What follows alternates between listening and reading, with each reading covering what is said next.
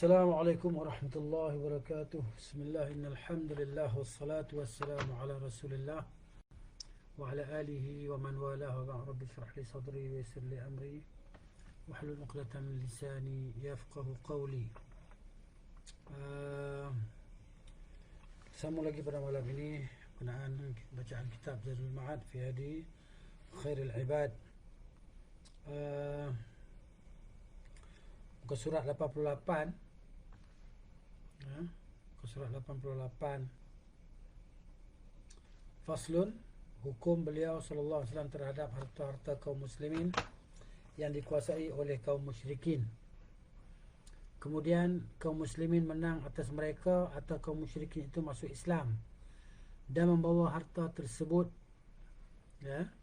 Sekali lah disebutkan dalam Sahih Al-Bukhari, kuda milik Ibn Umar radhiyallahu anhuma pergi lalu ditangkap oleh musuh. Kemudian kaum muslimin mengalahkan mereka, lalu kudanya dikembalikan padanya pada zaman Rasulullah sallallahu alaihi wasallam. Budaknya, yakni hambanya, juga pernah kabur, pernah lari ke Romawi. Lalu kaum muslimin mengalahkan Romawi, maka Khalid radhiyallahu anhu mengembalikannya kepadanya pada zaman Abu Bakar Siddiq radhiyallahu anhu. Dalam Sunan Abu Daud disebutkan bahawa Rasulullah SAW yang mengembalikan budak itu kepadanya.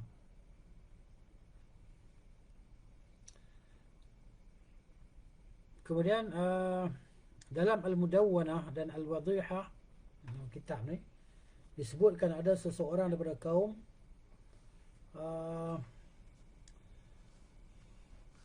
muslimin. Ada seseorang daripada kaum muslimin yang menemukan seekor unta miliknya di dalam rangkaian harta rampasan, yang ghanimah. Maka Rasulullah SAW bersabda kepadanya, in wajadtahu lam yuqsam fakhudhu, wa in wajadtahu qad qusima fa anta ahaqqu bihi bithaman in aradtahu. Kalau kamu menemukannya dalam keadaan belum dibahagikan, maka ambillah. Tapi jika kamu menemukannya dalam keadaan sudah dibahagikan, maka kamu yang lebih berhak membelinya jika kamu menginginkannya. Tapi hadis ini dhaif. Dalam sanadnya ada seorang yang bernama Maslamah bin Ali Al-Khushani. Jadi dhaif, lemah lah. Kemudian dinukil melalui jalur yang sahih daripada beliau sallallahu alaihi wasallam bahawa kaum muhajirin meminta kepada beliau SAW rumah-rumah mereka pada hari pembebasan Mekah.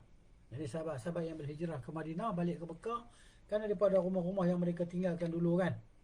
Jadi mereka minta balik dekat Nabi SAW. Maka beliau pernah ditanya, maka beliau tidak mengembalikan rumah seorang pun di antara mereka. Nabi tak bagi balik rumah mereka. Beliau pernah ditanya, di mana rumahmu yang mana engkau akan singgah besok di Mekah?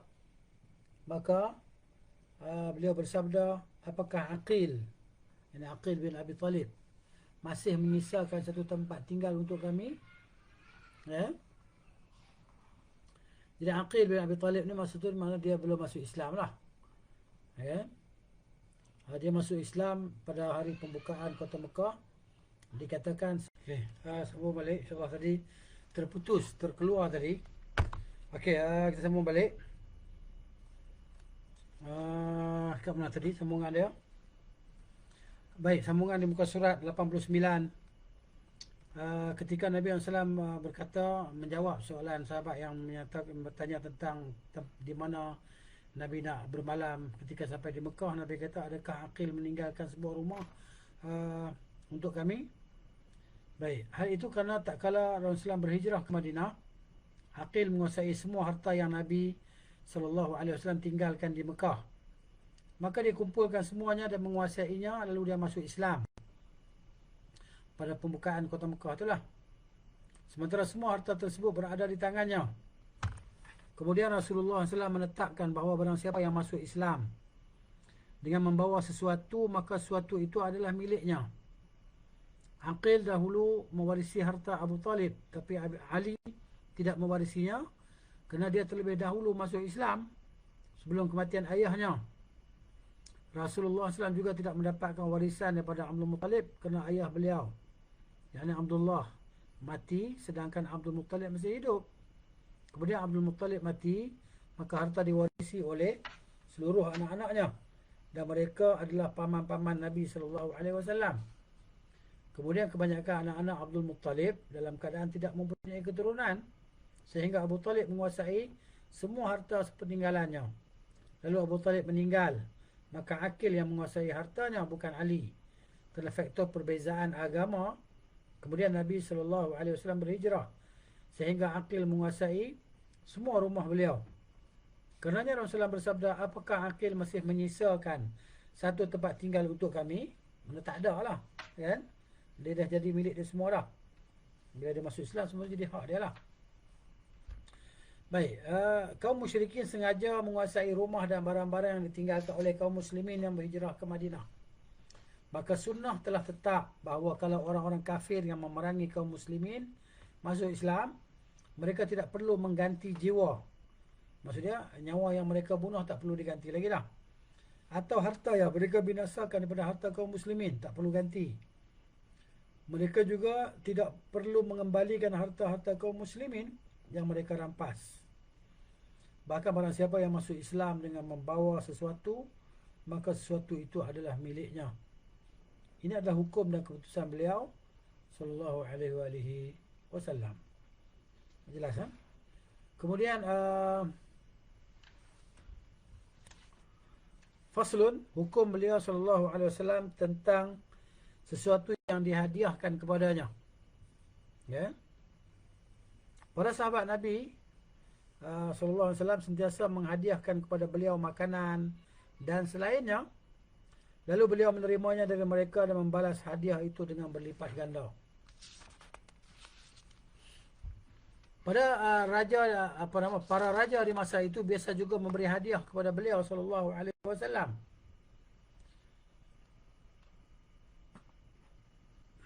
Lalu beliau SAW menerima hadiah-hadiah mereka. Setelah itu, beliau membahagi-bahagikannya kepada para sahabatnya. Dan beliau mengambil sebahagiannya untuk dirinya sesuai apa yang diinginkannya.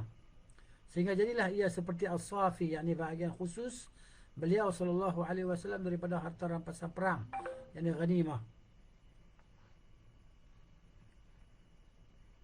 Dalam Sahih Al-Bukhari disebutkan sesungguhnya Nabi SAW pernah dihadiahi beberapa pakaian sutera yang berhiaskan emas.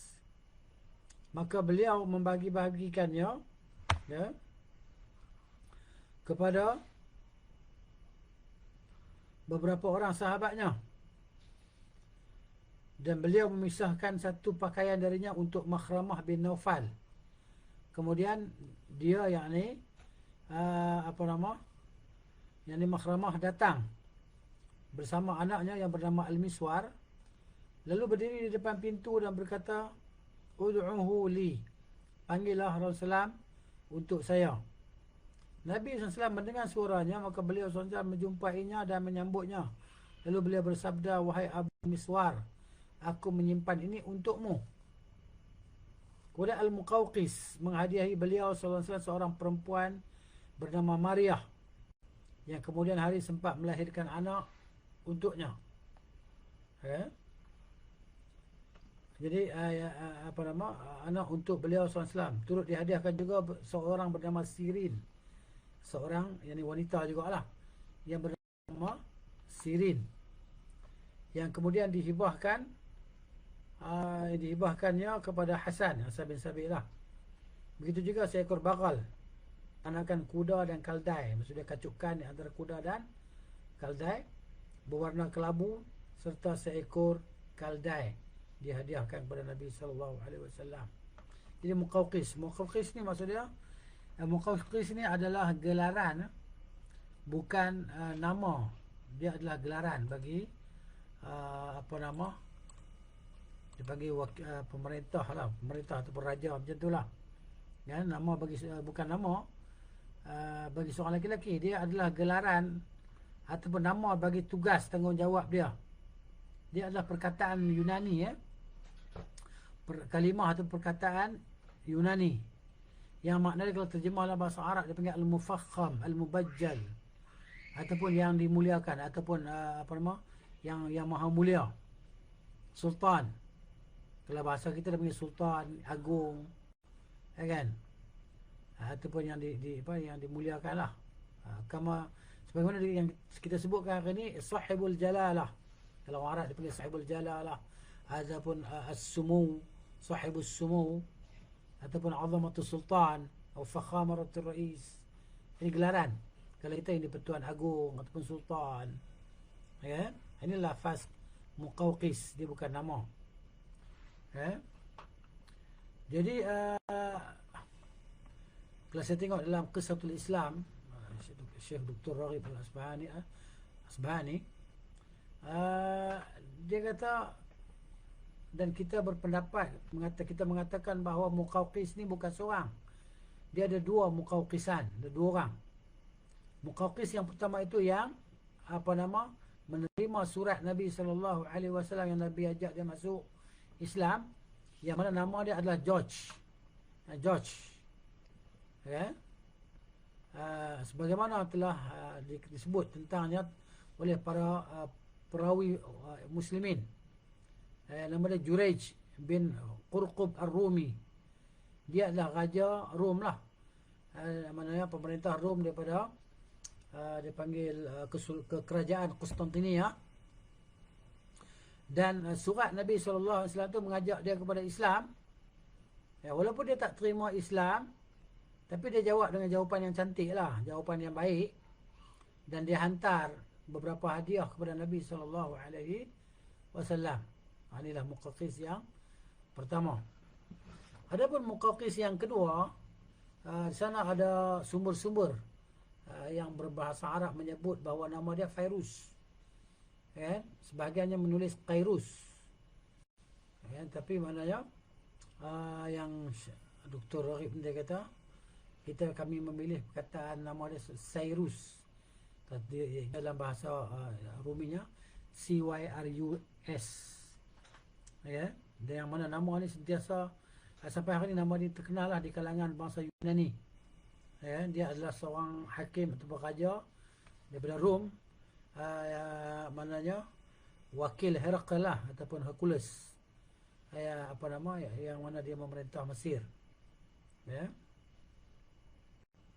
Jadi maknanya Muqawqis ni adalah gelaran lah, bukan nama. Kalau nama dia sebagaimana disebut oleh ulama tarikh tadi adalah George, ya, ataupun Jurayj bin Qurqub Ar-Rumi. Dia raja lah yang memerintah Mesir. Baik, dia hadiahkan kepada Nabi SAW Maryah Al-Qibtiyah tu kan. Dia jadi bangsa Qibti lah ni, Maryah Qibtiyah. Ya.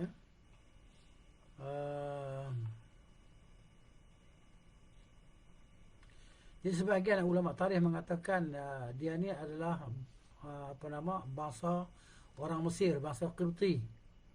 Yang mana ulama tarikh mengambil istimbat daripada perkataan Nabi sallallahu alaihi wasallam, surat ni, min Muhammadin Rasulillah ila al-Muqawqis azimil al-Qibt. Ya. Jadi daripada Muhammad, utusan Allah Taala kepada Muqawqis, raja bangsa Qibti. Sebagian mengatakan dia daripada bangsa Qibti, bukan Rom. Ini dia.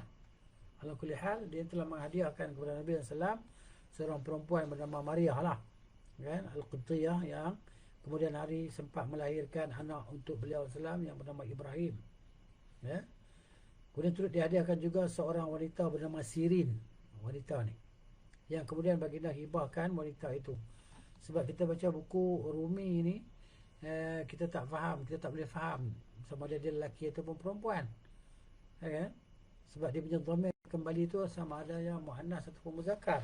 Jadi kita terpaksa merujuk kepada kitab bahasa Arab yang menyebut bahawa Sirin tu adalah dhamirnya muannas.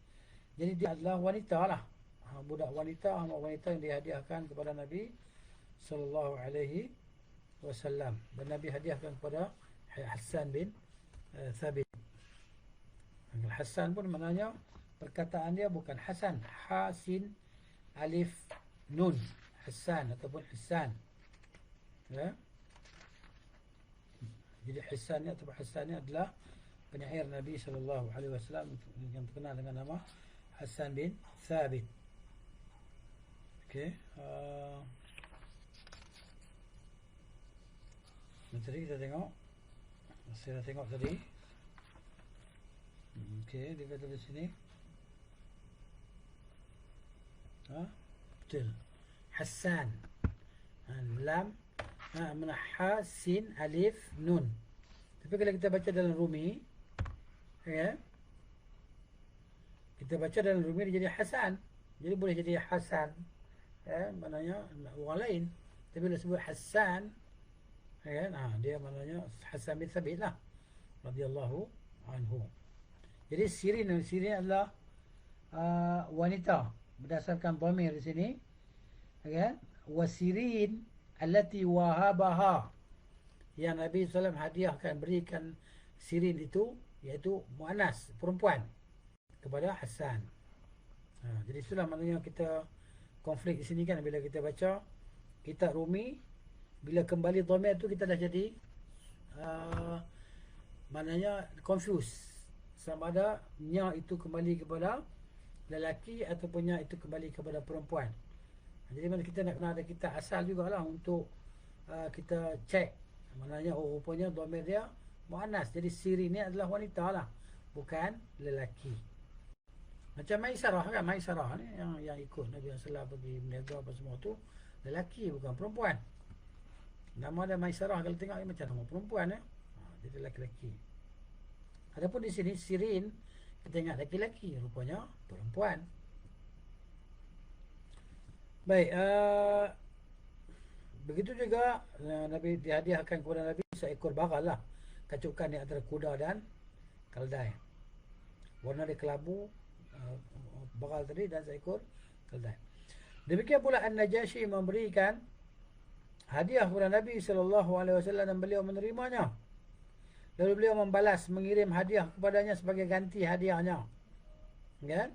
Najasyi hantar hadiah kepada Nabi SAW, sampai hadiah tu kepada Nabi balas pula hadiah tadi. Seraya mengabarkan bahawa dia, yang Najasyi, akan mati sebelum hadiah itu sampai kepadanya. Nabi khabar kepada para sahabat. Ini mukjizat lah yang disampaikan kepada Nabi, wahyu yang sampai kepada Nabi SAW.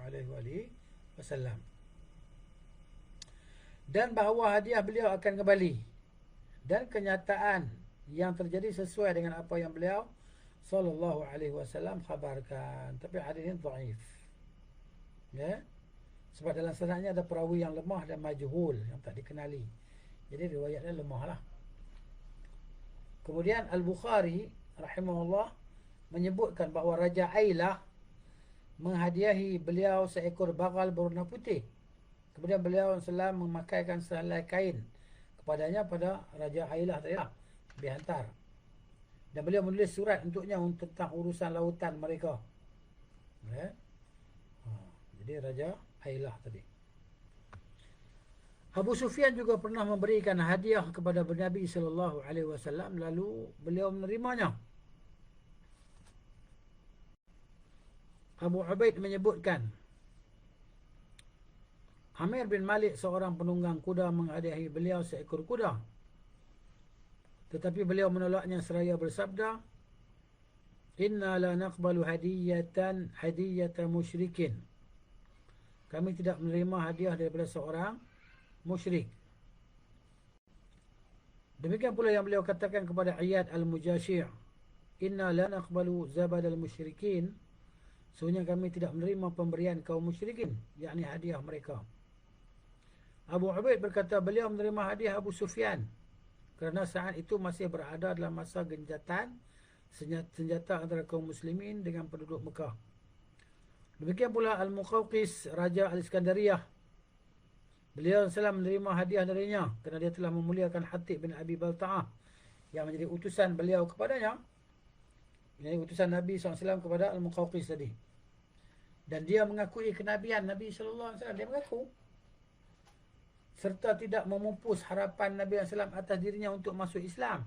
Namun beliau SAW tidak pernah menerima hadiah daripada seorang musyrik yang memeranginya SAW. Baik, hukum hadiah kepada para pemimpin beliau. Apakah hukum hadiah-hadiah untuk para pemimpin setelah beliau? Maka Suhnun, salah seorang ulama mazhab Maliki, berkata, kalau penguasa Romawi memberikan hadiah kepada imam, yakni kaum muslimin, maka tidak mengapa dia menerimanya. Dan hadiah itu khusus untuk dirinya. Tetapi Al-Auza'i berkata, boleh juga untuk kaum muslimin, dan hendaknya ia membalas hadiah tersebut dengan harta dari Baitul Mal.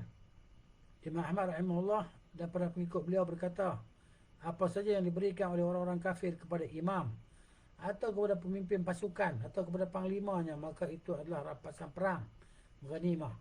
Dan hukumnya adalah hukum harta rampasan perang. Maka dibahagikan di antara peserta perang tadi lah. Itu. Kemudian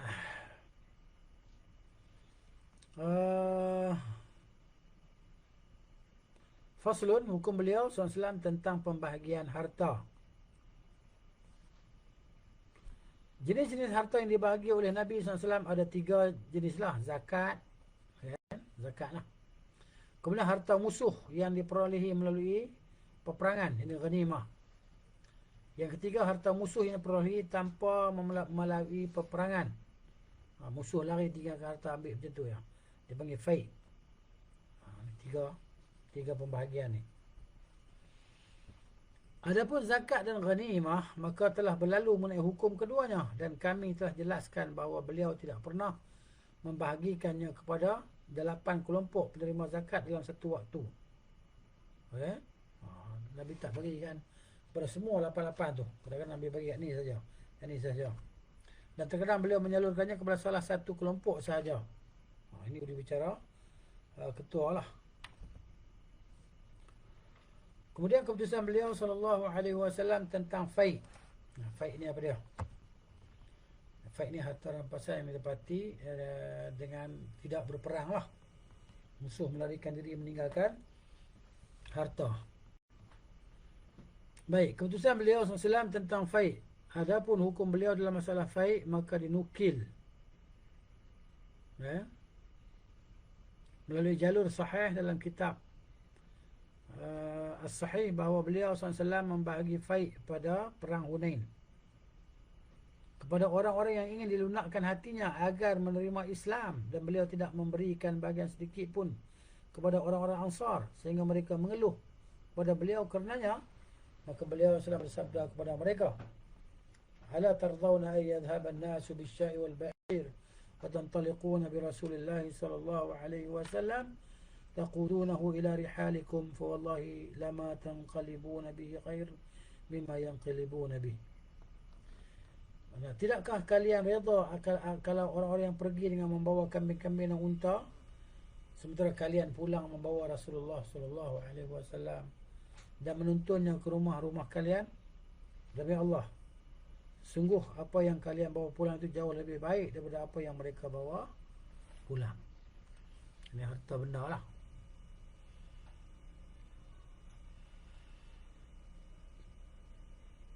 Kisah ini dan faedah-faedah yang terkandung di dalamnya sudah dipaparkan terdahulu pada tempatnya. Baik. Inti kisah di sini menerangkan bahawa Allah Subhanahu wa taala membolehkan kepada rasulnya untuk memutuskan pada harta fai' apa yang tidak diperbolehkan baginya pada harta yang lain. Dalam as-sahih daripada beliau sallallahu alaihi wasallam, Nabi kata, inni la u'tiya aqwaman wa ada'u ghairahum walladhi ada'u ahabbu ilayya min alladhi u'tiya. Sesungguhnya aku memberikan harta kepada beberapa kaum dan tidak memberikan kaum selain mereka, dan kaum yang aku tidak beri lebih aku cintai daripada kaum yang aku beri. Ini maknanya harta fai' lah. Harta fai', bukan harta ghanimah. Fai' yang didapati harta tersebut daripada hasil tinggalan orang-orang musyrikin.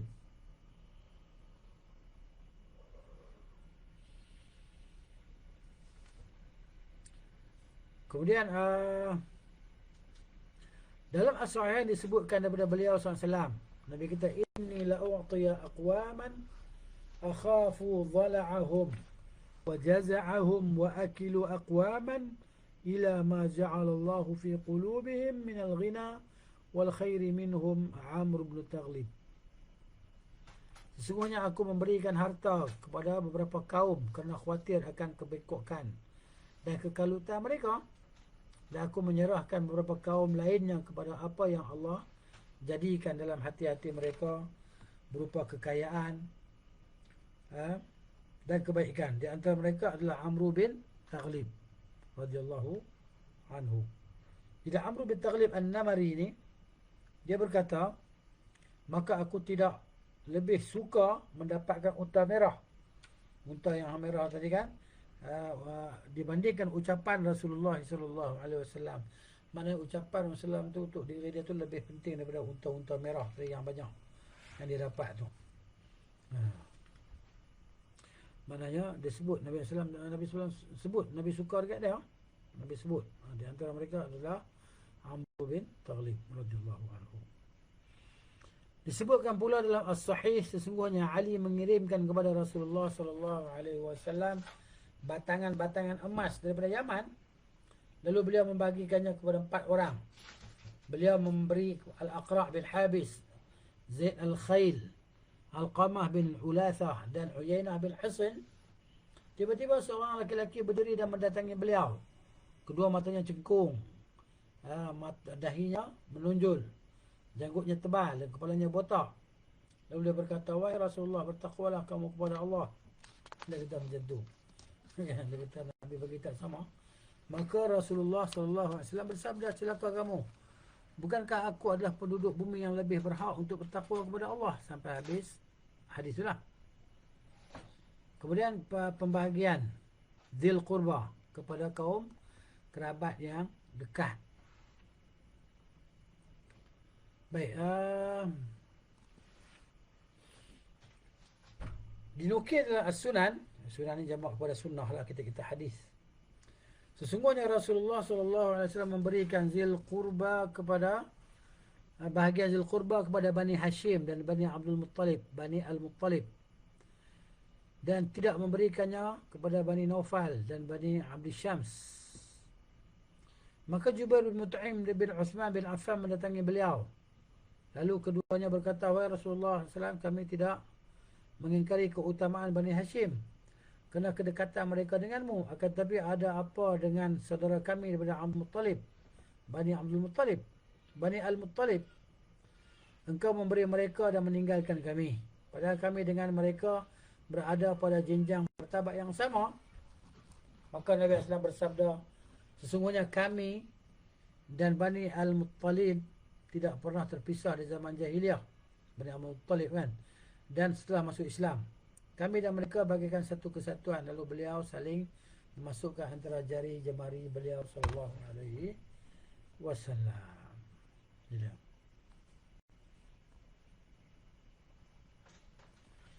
Sebagian ulama menyebutkan bahawa hukum ini khusus bagi Nabi sallallahu alaihi wasallam. Adapun bahagian kerabat dekat sepeninggal beliau disalurkan kepada Bani Abdi Syams dan Bani Naufal, sebagaimana ia disalurkan kepada Bani Hashim dan Bani Al-Muttalib.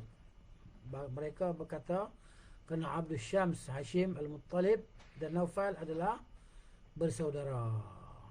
Mereka semua adalah anak-anak Abdul Manaf. Dan ada yang mengatakan bahawa Abdul Syams dan Hashim adalah saudara kembar.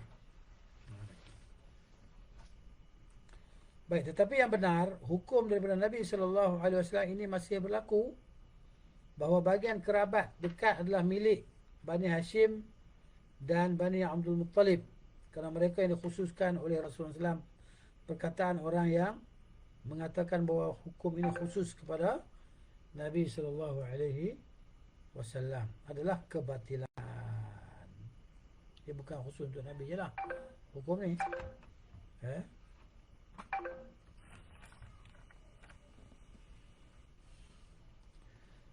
Kerana beliau telah menjelaskan tempat-tempat penyaluran Al-Khumus, bahagian 1/5 rampasan perang yang Allah jadikan untuk Dzil Qurba, kerabat terdekat. Maka tidak boleh melampaui batas daripada tempat-tempat yang telah ditetapkan tersebut, dan tidak boleh pula menguranginya. Akan tetapi beliau tidak membaginya di antara mereka secara rata antara orang kaya dengan orang-orang miskin.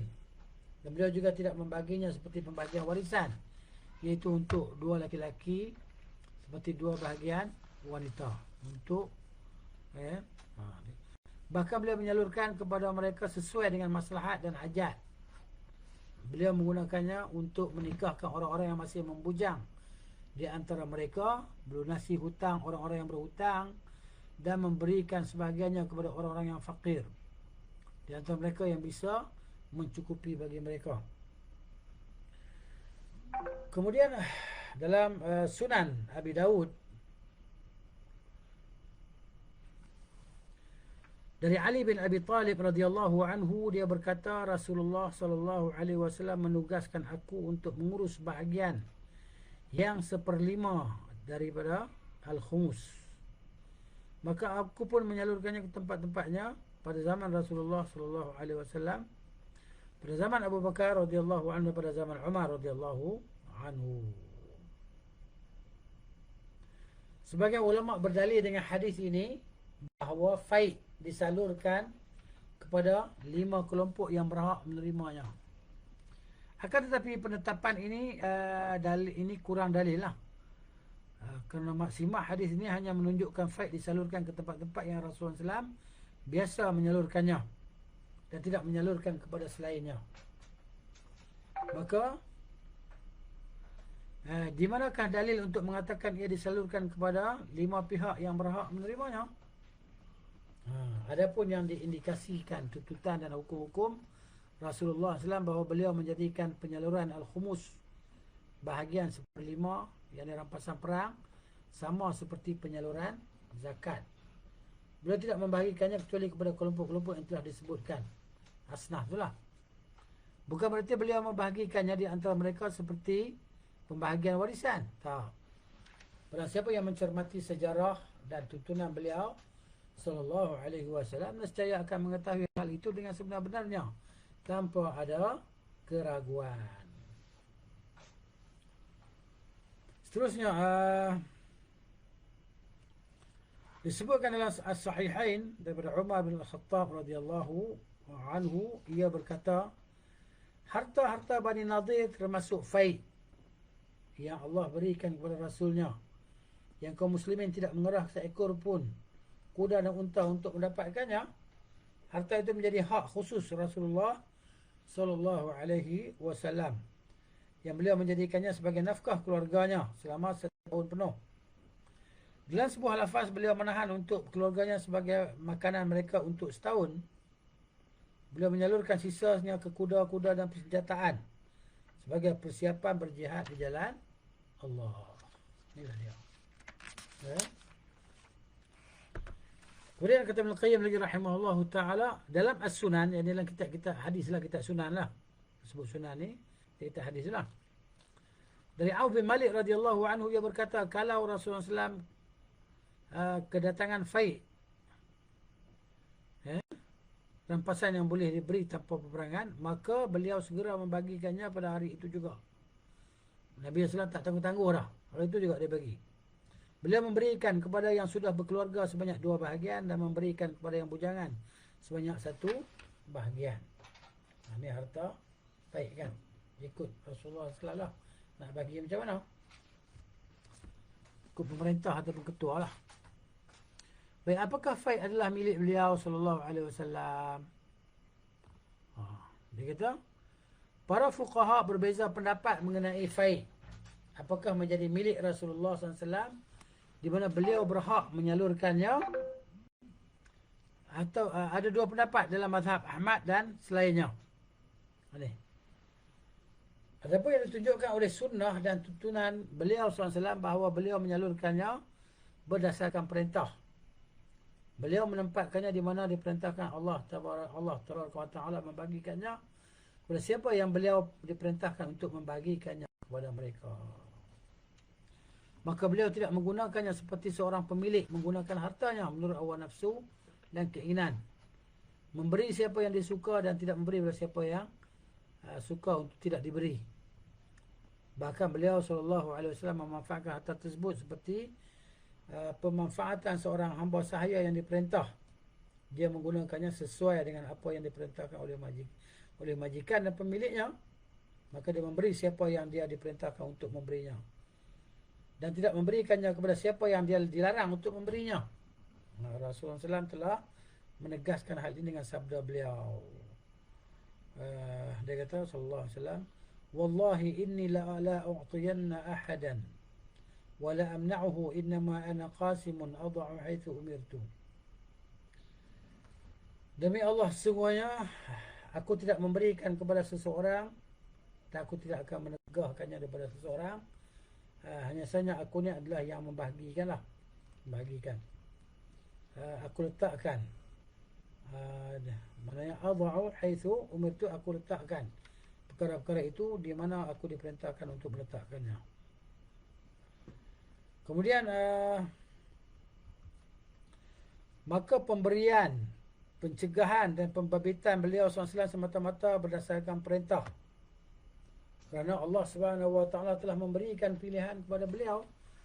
Apakah beliau mau menjadi seorang hamba dan rasul atau menjadi raja dan rasul? Maka beliau memilih untuk menjadi seorang hamba dan rasul. Sallallahu alaihi wa alihi wasallam. Kemudian perbezaan antara hamba sekaligus rasul dengan raja sekaligus rasul. Ini dia. Baik. Kata Ibn Qayyim rahimahullah ta'ala, perbezaan antara kedua kedudukan ini adalah bahawa hamba sekaligus rasul tidak bisa berbuat kecuali. Yang hamba makna sekaligus seorang rasul lah, kan? Tak mampu nak buat sesuatu kecuali dengan perintah Allah Ta'ala dan pengutusnya. Sedangkan raja sekaligus rasul boleh memberi kepada siapa yang dia kehendaki dan tidak memberi siapa yang dia kehendaki, sebagaimana firman Allah Ta'ala kepada seorang raja sekaligus rasul, yakni Nabi Sulaiman alaihissalam. Inilah anugerah kami, maka berikanlah kepada orang lain atau tahanlah untuk dirimu sendiri dengan tiada pertanggungjawab. Surah Sad ayat 39. Surah Sad ayat 39. Surah Sad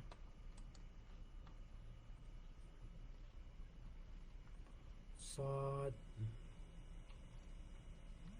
Nuh Al-Qalam Taghabun As-Saf As-Sad Ar-Rahman Al-Qamar Hajar Al-Aqab Silat surah nombor 38. Okay. Ayat 39. A'udzu billahi minasy syaithanir rajim.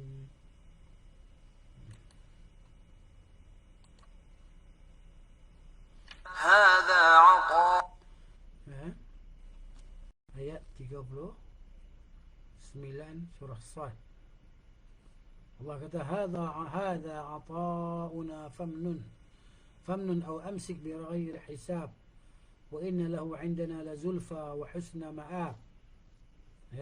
Inilah anugerah kami, maka berikanlah pada orang lain atau tahanlah untuk dirimu sendiri dengan tiada pertanggungjawaban.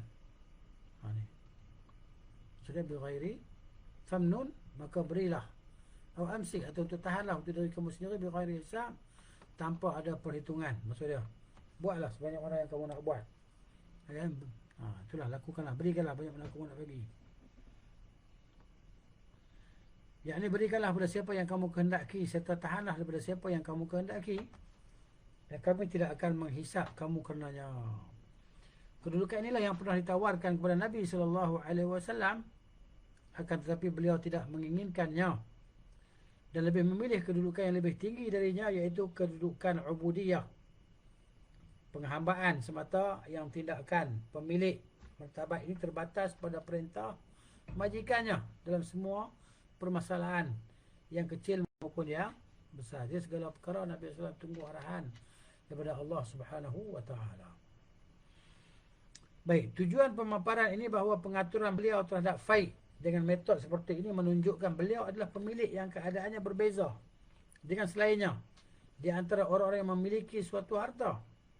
Karenanya beliau menafkahkan faid yang Allah berikan kepadanya, yang mana kaum muslimin tidak mengerahkan seekor pun kuda dan unta untuk mendapatkannya.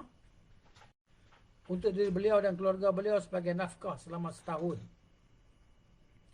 dan menyalurkan sisanya untuk membeli kuda-kuda dan persenjataan sebagai persiapan berjihad di jalan Allah Subhanahu wa taala. Harta jenis inilah yang sepeninggal beliau menjadi perselisihan sampai pada hari ini.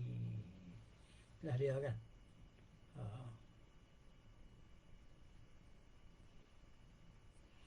Adapun harta-harta zakat dan harta yang diperoleh melalui peperangan yang dipanggil sebagai ghanimah serta pembahagian warisan, maka pembahagiannya sudah ditentukan atas yang berhak menerimanya. Tidak ada orang lain yang boleh menerimanya bersama mereka. Urusannya tidak menjadi persoalan bagi para pemimpin sudah beliau sallallahu alaihi wasallam. Sebagaimana persoalan yang mereka temui dalam masalah faid. Kalau bukan kerana rumitnya masalah ini bagi mereka, tentu Fatimah puteri Rasulullah sallallahu alaihi wasallam tidak akan meminta warisannya dari harta peninggalan beliau sallallahu alaihi wasallam, dan dia tidak mengira bahawa diwarisi daripada Nabi SAW semua harta yang dimilikinya. Sebagaimana lazimnya para pemilik harta. Namun tersembunyi daripada beliau radhiyallahu anha mengenai hakikat kepemilikan harta yang tidak bisa diwarisi daripada beliau sallallahu alaihi wasallam. Bahkan ia menjadi sedekah sepeninggal beliau sallallahu. Kalau ada harta Nabi semua jadi sedekah. Tak kala khalifah beliau yang sallallahu alaihi wasallam yang diberi petunjuk itu Abu Bakar Siddiq radhiyallahu anhu dan para khalifah yang ar-rasyidin. Para khalifah ar-rasyidin mengetahui hal itu, maka mereka tidak menjadikan faid yang beliau sallallahu tinggalkan sebagai warisan yang dibahagikan kepada ahli waris beliau. Bahkan mereka menyerahkannya kepada Ali dan Abbas untuk dilakukan padanya sebagaimana bisa dilakukan oleh Rasulullah sallallahu alaihi wasallam. Sampai-sampai keduanya berselisih dan mengajukan perkaranya kepada Abu Bakar As-Siddiq dan Umar radhiyallahu anhuma. Kemudian khalifah ini tidak pernah membahagi faid ini sebagai harta warisan dan tidak juga memberi peluang kepada Abbas dan Ali radhiyallahu anhuma untuk membahaginya sebagai warisan. Allah Ta'ala berfirman dalam surah Al-Hasyr ayat 7 sampai 10. Panjang ayat ni. Ya, surah Al-Hasyr. Kita nak cari sekejap. Al-Hasyr surah 59. Okey, ayat 7. 7 dah. A'udzubillahi minasyaitonir rajim. ما أفاء الله على رسوله من أهل القرى فلله وللرسول ولذي القربى واليتامى والمساكين وابن السبيل كي لا يكون دولة بين الأغنياء منكم وما آتاكم الرسول فخذوه وما نهاكم عنه فانتهوا واتقوا الله إن الله شديد العقاب. Dia sampai ayat 10. Panjang. Okey, kita baca makna dia. Maksudnya apa saja harta rampasan faid yang diberikan Allah kepada Rasulnya daripada harta benda yang berasal daripada penduduk kota-kota, maka adalah untuk Allah, untuk Rasul, untuk kaum kerabat, anak-anak yatim, orang-orang miskin dan orang-orang yang dalam perjalanan. Supaya harta itu jangan beredar di antara orang-orang kaya saja di antaramu. Apa yang diberikan Rasul kepadamu maka terimalah, dan apa yang dilarangnya bagimu maka tinggalkanlah. Dan bertakwalah kepada Allah, sungguhnya Allah amat keras hukumannya. Juga bagi orang yang fakir, orang fakir yang berhijrah, yang diusir dari kampung halaman dan dari harta benda mereka kerana mencari kurnia daripada Allah dan keredaannya, dan mereka menolong Allah dan Rasulnya, mereka itulah orang-orang yang benar dan orang-orang yang telah menempati kota Madinah dan telah beriman. Ini golongan Ansar lah. Sebelum kedatangan mereka, yakni Muhajirin, mereka ini golongan Ansar mencintai orang-orang yang berhijrah kepada mereka, sampai kepada firman-Nya, dan orang-orang yang datang sudah mereka ini Muhajirin dan Ansar, sampai akhir ayat daripada surah Al-Hasyr ayat 7 sampai ayat 10 tu. Inilah dia. Baik,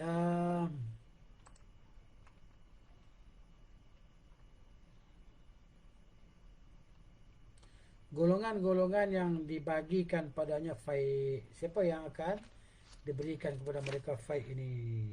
Jadi maknanya insya-Allah kita akan baca lagi lah sambungan dia yang dijelaskan oleh Ibn Qayyim rahimahullah taala. Kalau ada yang tak faham, insya-Allah kita cuba jelaskanlah, ya.